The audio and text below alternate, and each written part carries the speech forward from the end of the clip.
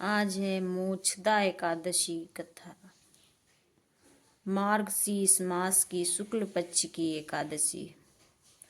तो सभी को राधे राधे। युधिष्ठिर बोले, हे भगवान कृष्ण, आप मुझे 26 एकादशियों का नाम, व्रत की विधि बतलाइए तथा किस देवता का पूजन करना चाहिए यह भी कहिए। भगवान जी बोले, मार्गशीर्ष मास शुक्ल पक्ष की एकादशी का नाम मोक्षदा है। यथा नाम तथा गुण अर्थात मोक्ष देने वाला व्रत है।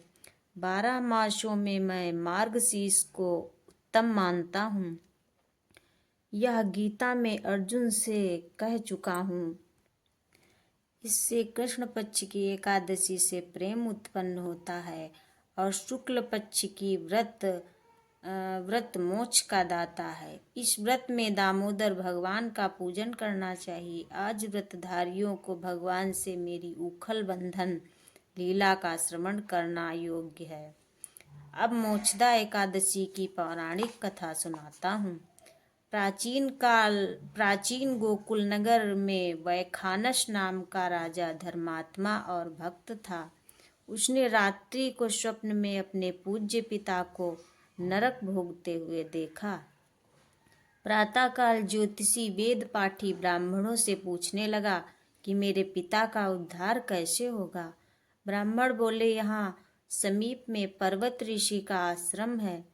उसकी शरणागत से आपके पिता शीघ्र ही स्वर्ग को चले जाएंगे। राजा पर्वत मुनि की शरण में गया। दंडवत करके कहने लगा, मुझे रात्रि को स्वप्न में पिता का दर्शन हुआ है। वो बेचारे यमदूतों के हाथ से दंड पा रहे हैं। आप अपने योग बल से बतलाइए, उनकी मुक्ति किस साधन से शीघ्र होगी। मुनि ने विचार कर कहा कि और धर्म कर्म सब देरी से फल देने वाले हैं।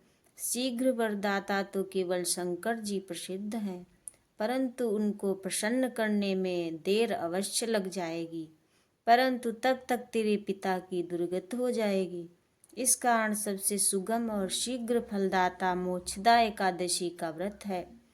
उसे विधि संयुक्त परिवार सहित करके पिता को संकल्प कर दो, निश्चय ही उसकी मुक्ति होगी। राजा ने कुटुंब सहित मोक्षदा एकादशी का व्रत करके फल पिता को अर्पण कर दिया।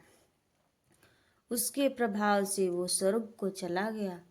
जाते हुए पुत्र से बोला, अब मैं परम धाम को जा रहा हूँ। श्रद्धा भक्ति से जो मोक्षदा एकादशी का महात्म्य सुनता है, उसे वाजपेय यज्ञ का फल मिलता है। तो जय श्री राधे श्री हरि।